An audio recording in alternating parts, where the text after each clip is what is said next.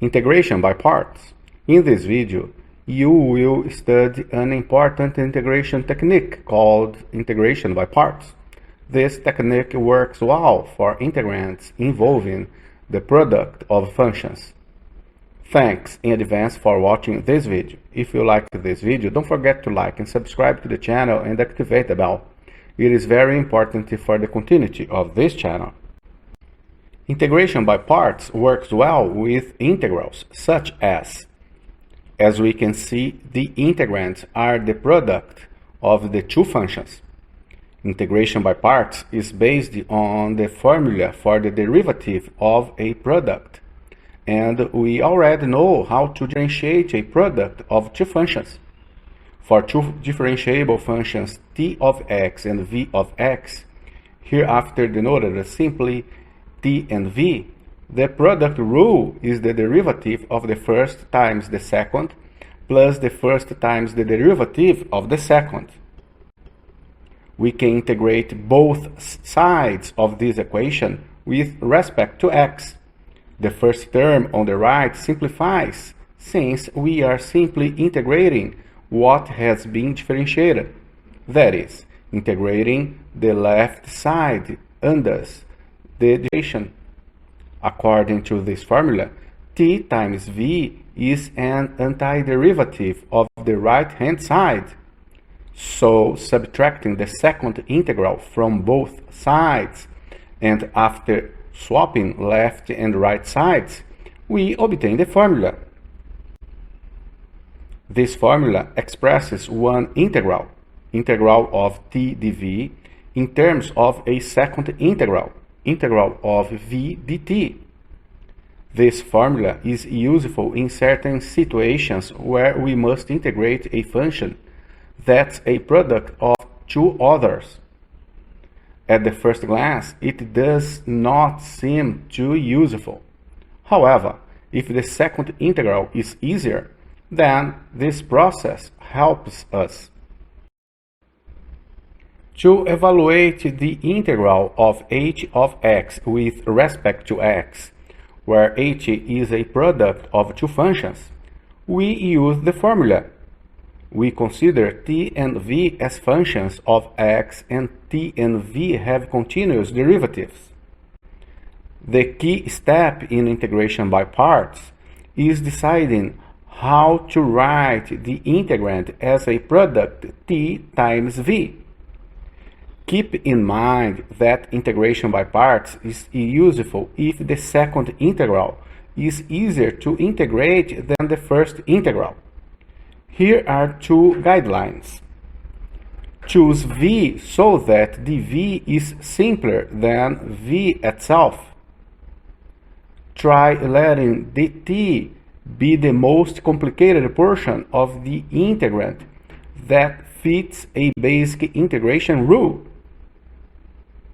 A few examples will make the method clearer. Let's start with a very simple example. The integrand is not a product, so at first glance, this integral does not look like a candidate for integration by parts. However, the integrand can be written as a product of two functions as follows. The next step is choosing v and dt. Here, we do not have much choice for v and dt.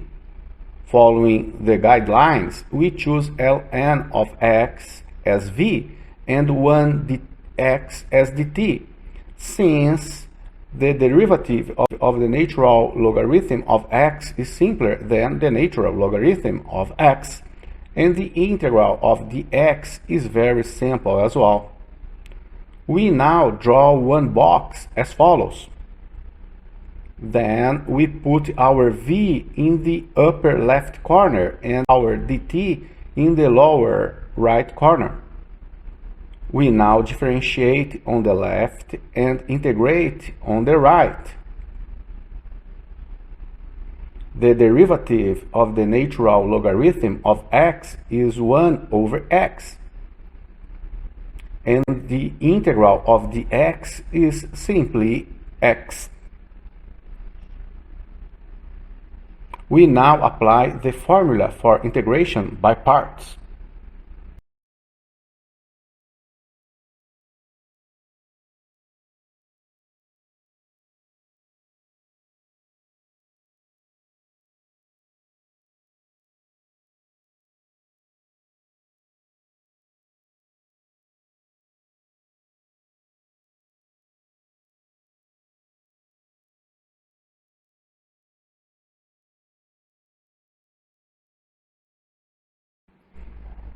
Let's see another example. The integrand is a product, so we perform the integration by parts. Following the guidelines, we choose x as v and sine of x dx as dt, since the derivative of x is simpler than x, and the integral of sine of x is very simple as well. We now draw the boxes as follows. We differentiate on the left and integrate on the right. The derivative of x is 1, and the integral of sine of x is minus cosine of x. We now apply the formula for integration by parts.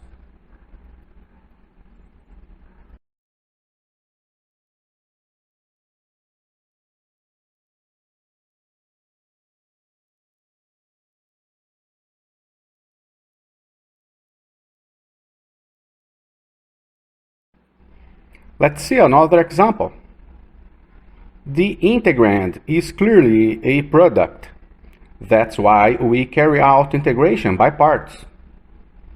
Following the guidelines, we choose x minus 2 as v, and everything else is our dt, since the derivative of x minus 2 is simpler than x minus 2, and the integral of everything else is not too simple, but it fits a basic integration rule. We now draw the boxes as follows. We differentiate on the left and integrate on the right. The derivative of x minus 2 is 1, and the integral can be performed by the substitution method with u equal x minus 1.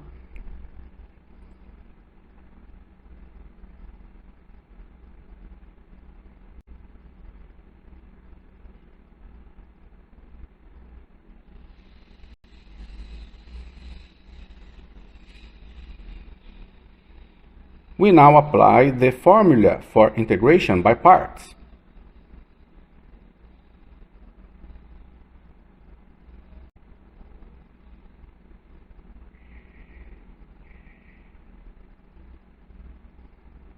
But as we can see, we have to perform the last integral on the right.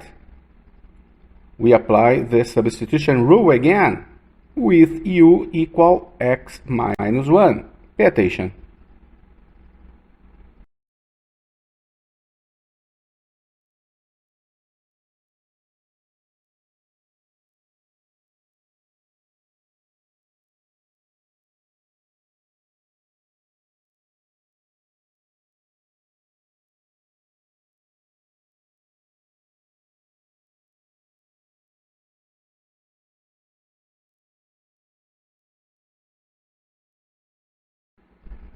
Let's see another example. The integrand is clearly a product. That's why we carry out integration by parts. Following the guidelines, we choose the exponential function as v and everything else is our dt, since the derivative of the exponential function is itself and the integral of everything else fits a basic integration rule. We draw the boxes as follows. We differentiate on the left and integrate on the right. The derivative of the exponential function is itself, and the integral can be easily performed. We now apply the formula for integration by parts.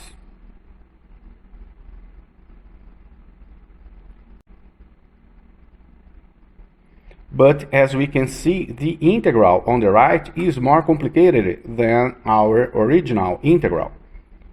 It was a bad choice for t and dv, so we go back and make new choices. We rewrite the integral as follows. We choose x squared as v and the exponential function dx as dt.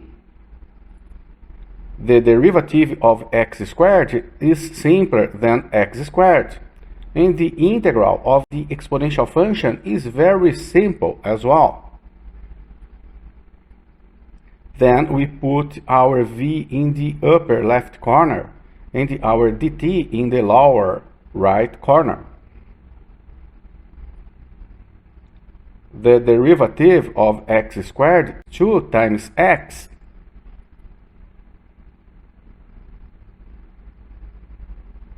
and the integral of the exponential function is itself.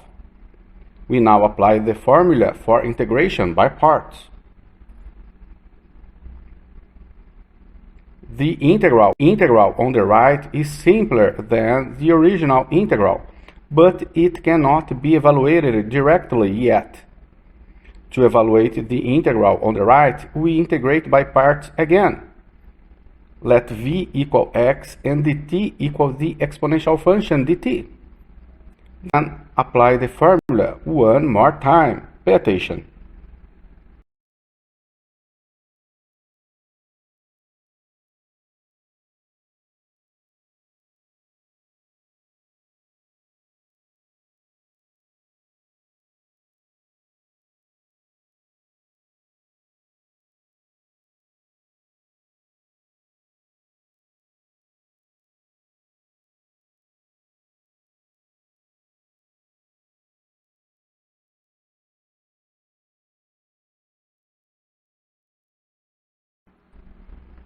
Let's see another example.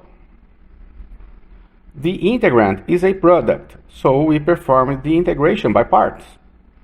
Following the guidelines, we choose x squared as v and cosine of x as dt, since the derivative of x squared is simpler than x squared, and the integral of cosine of x fits a basic integration rule. The derivative of x squared is 2 times x, and the integral of cosine of x is sine of x. We now apply the formula for integration by parts.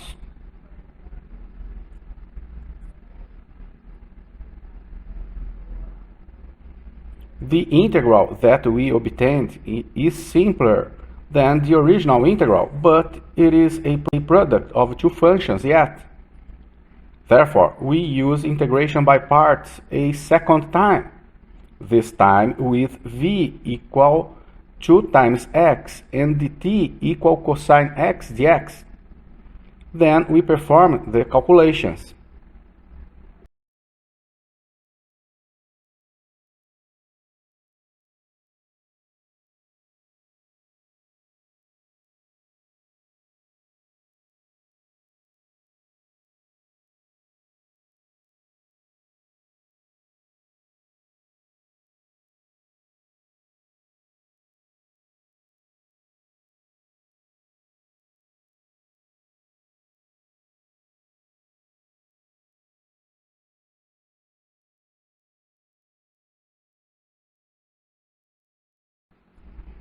Let's see another example. The integrand is a product, so we perform the integration by parts. Following the guidelines, we choose the exponential function as v and sine of x dx as dt, since the derivative of the exponential function is itself, and the integral of sine of x fits a basic integration rule. We perform the calculations and apply the formula for integration by parts. The integral that we have obtained is no simpler than the original one, but at last it's no more difficult. It is a product of two functions yet. Therefore, we use integration by parts a second time, this time with v, the exponential function, and e equal cosine x dx. Then we perform the calculations. The original integral appears twice in this equation, so this can be regarded as an equation to be solved for the original integral. Adding the original integral to both sides, then dividing by 2 and adding the constant of integration, we get the answer.